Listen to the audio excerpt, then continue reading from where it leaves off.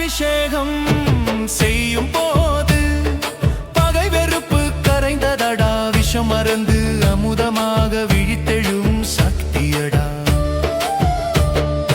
மூலாதா மண்ணிலத்திலே மூச்சு தவம் தொடங்குதடா. சுவாதிஷ்டான அலை கடந்து உணர்வு உருமாறுதடா. மணிபூரம் தீயாய் எழுந்து மனதை சுட்டு துடைக்குதடா.